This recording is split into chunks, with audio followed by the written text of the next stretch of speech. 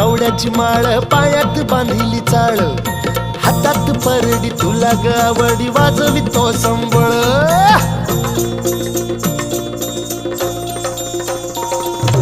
धगधग त्या ज्वालेतून आली तूच जगन्माता भक्ती दाटून येते आई नाव तुझे घेता